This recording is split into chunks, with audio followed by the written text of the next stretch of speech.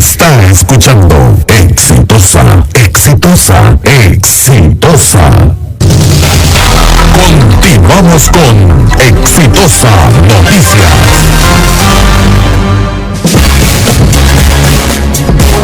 Son las 12 de la tarde con 33 minutos, 12 con 33, me estoy adelantando un poco, de la tarde aquí en Radio Exitosa 95.5 FM. Vamos a continuar también con otros temas, habiendo pasado ya un día de que recordamos, ¿no es cierto? Un 31 de mayo en realidad recordábamos este terremoto, uno de los terremotos más destructivos de nuestro país, a 45 años del terremoto de Yungay. ¿Qué es lo que nos ha dejado? ¿Qué es lo que hemos podido aprender? ¿Y qué es lo que podemos hacer al futuro?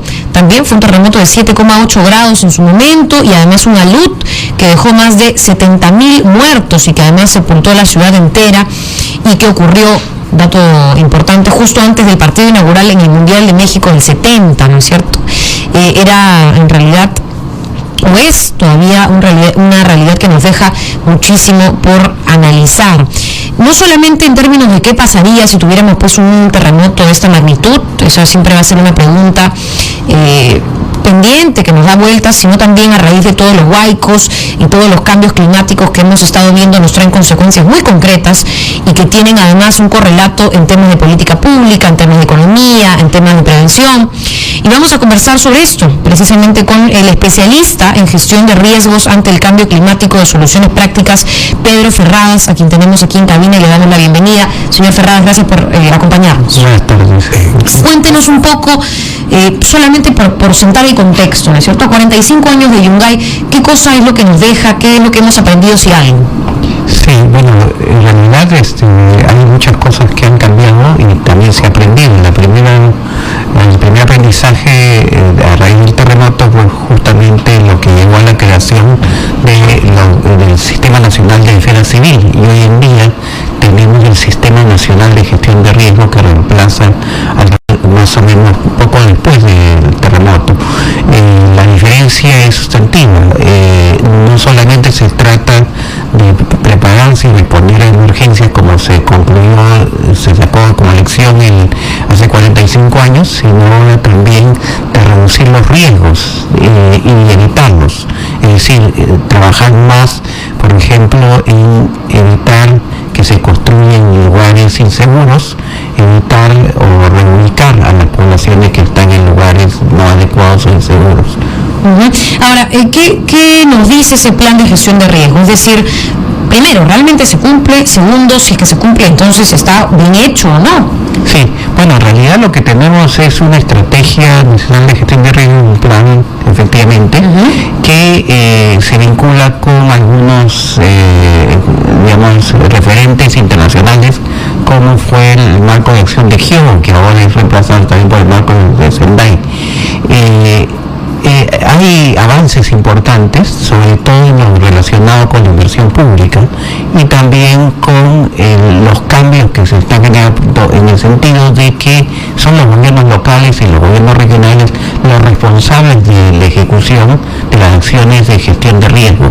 Pero esto lamentablemente es todavía algo que está por hacerse, es decir, cómo se comprometen más los gobiernos regionales y los gobiernos locales con la gestión de riesgo. A ese nivel hay algunas experiencias importantes. Hay que destacar, por ejemplo, los avances que hemos visto en Chaclacayo, por parte de la Municipalidad de Chaclacayo, ya constituir su grupo de trabajo y su plataforma de defensa civil de acuerdo a la ley, y el compromiso del alcalde en esto. También en Callao, en la Municipalidad de Callao, hay avances en esta dirección importantes, pero también hay otros temas que falta desarrollar y que estamos tratando de impulsar como soluciones prácticas. El tema de la participación de la población, que es central. Tenemos varios programas en donde el eje está en la resiliencia o participación comunitaria.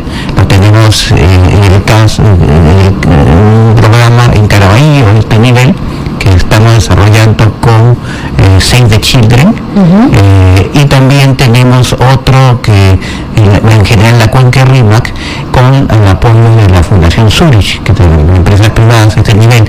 Y todo esto en esta perspectiva de fortalecer esa capacidad de la gente para responder a diversos tipos de amenazas o riesgos. El caso de la cuenca Rímac, como Piura, también es sobre inundaciones. Son todas las zonas vulnerables. Sí, el caso de Caraballo es básicamente frente a terremotos, ¿no? Y entonces, y así hay varias experiencias que en lo esencial buscan enfatizar sobre algo que le falta todavía fortalecer al sistema, que es la participación de la comunidad y también fortalecer las capacidades de los gobiernos locales para esto. Ahora, con respecto a eso que usted nos mencionaba, identificar un poco las zonas vulnerables, también nos llama un poco la atención por experiencias pasadas. Quizás podemos hacer un poco, o traerlas para ver qué es lo que hemos hecho. La rapidez. Puede haber una función especial o importante de parte de la gente que es afectada, como ellos mismos pueden también ayudar a reubicarse, a auxiliarse en un momento repentino y de emergencia. El Estado tiene el plan también correspondiente, pero a ver, para no irnos hasta Yungay, 45 años atrás, e irnos hasta el 2007 en Pisco, ¿no es cierto? El terremoto de Pisco, que hasta el día de hoy se dice, y yo sé que esto es un tema ya quizás de política mucho más específico, pero no se ha hecho mucho o no se ha hecho lo suficiente. ¿Por qué? ¿Es un tema de rapidez? ¿Es un tema de desviación de fondos? ¿Es un tema de corrupción? Puede haber mil cosas ahí. Sí, efectivamente. El caso de Pisco tal vez ha sido uno de los factores que llevó al cambio de la ley a pasar de un sistema de defensa civil a un sistema de gestión de riesgo que recién se crea alrededor del año 2011-2012, ¿no? Entonces esto se debe a que en Pisco se aprendieron muchas cosas, ¿no? Primero, los gobiernos locales no estaban capacitados, no se habían constituido los sistemas de defensa civil y entonces no había capacidad de respuesta local y eso generó un caos. En segundo lugar, las instituciones del Estado también no incorporaron estrategias de reducción de riesgo. Por ejemplo, se promovió un bono que terminó en corrupción después, pero ese bono 6.000, bono 3.000, eran unos bonos que implicaban la posibilidad de entrega de materiales de construcción a la gente, pero no implicaban ninguna orientación para la reconstrucción de su vivienda con procedimientos adecuados, porque no es solamente un problema de materiales, es cómo yo construyo bien mi vivienda. Puedo usar mucho cemento, mucho fierro, mucho ladrillo, pero si lo construyo bien se cae peor, ¿no? Entonces, ese tipo de cosas no se vieron, y la otra cosa, la lentitud en la inversión pública, que fue terrible. O sea, mientras que en otras regiones del país se construía rápidamente hospitales, en el caso de Ica demoró muchísimo más tiempo. Y ahí hay un tema también de capacidad de gestión de parte de las autoridades de ese entonces, ¿no? Y a pesar de que hablamos de corrupción, tuvimos que contar con el apoyo de más de 20 países del mundo para que aporten fondos económicos a la recuperación de esta zona, ¿no es cierto?, de Ica. Ahora, una pregunta también que me hacen importante es el tema de la licencia de construcción para estar en esas zonas vulnerables. Y siempre en el eterno debate de, bueno, tú me prometiste una casa aquí, ahora déjame construirla, a pesar de que es una zona de riesgo, y al final, bueno, es que no pasa el huaico y no tenía dónde ir, no tenía otra vivienda, ¿no? Sí, mire, la semana pasada estábamos en Piura y visitamos la zona de Polvorines, y que es una zona un terreno que originalmente está destinado como laguna para que los sistemas de drenes de Piura o parte de los sistemas de drenes vayan a esta zona. Entonces lo que están haciendo es depositar basura. Encima de la basura se deposita materiales de construcción y después vienen aplanadoras y habilitan los terrenos. Y eso lo están haciendo a vista y paciencia todas las autoridades locales, nacionales, regionales. El fenómeno que tenemos ahora, si se prolongara hasta el mes de noviembre, diciembre, la primera zona que va a hacer falta es esa. Y no se mueve un solo dedo para corregir esos problemas. Entonces creo que igual en el caso de Chosica podemos encontrar varios problemas similares de ocupación de terrenos de alto riesgo, y no hay ni autoridad que reubique a la población o que oriente a la población para ocupar terrenos adecuados, ni tampoco autoridades que penen lo que esto significa en términos de corrupción. El tema de licencia y construcción es un tema muy importante, pero lamentablemente se ha distorsionado mucho en el país. Lo que se hace de acuerdo a la norma, incluso el nombre mismo, licencia de construcción, significa licencia antes de empezar a construir. Y buena parte de las licencias de construcción se regularizan en este país, y esto está penado, debería ser penado mucho más drásticamente, porque no puede ser que se regularice una licencia de construcción cuando yo he terminado de construir mi casa.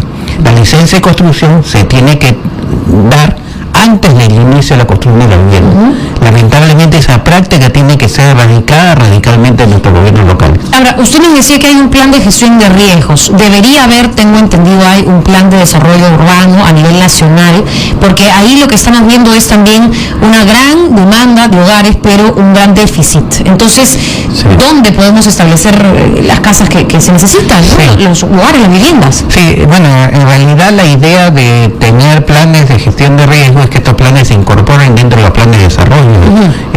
Algo de esto se intentó hacer en la anterior gestión municipal de Lima Metropolitana, y también que ahora se ha visto truncado, que lamentablemente ahora no sabemos de qué manera va a seguir. Esperamos que continúe en algo esto, porque creo que es un avance después de 25 años tener un plan de desarrollo de Lima, y algo realmente un avance, ¿no? Entonces creo que el tema de destinar terrenos seguros es un tema bastante controversial en este momento, sobre todo cuando se están dando algunos cambios de normativa, en donde esta función que le correspondía a los gobiernos regionales hoy ya pasa al gobierno central. Señor Ferraz, es mucho más complejo. Antes de seguir con la entrevista, nos permitirá un brevísimo paréntesis. Tenemos información desde Villa María del Triunfo, información en vivo que nos la trae Erika Rado. Adelante, Erika. Pero que requiere ser actualizado porque las autoridades han cambiado. Y ese protocolo, que básicamente es la idea de que las diversas instituciones deben saber claramente qué hacer y cómo coordinar entre sí. Así es. Fue elaborado con apoyo de Naciones Unidas y está hoy día desactualizado. Creo que es bien importante que se retome ese esfuerzo y tengamos un protocolo de respuesta de terremotos y tsunami en Lima, ¿no?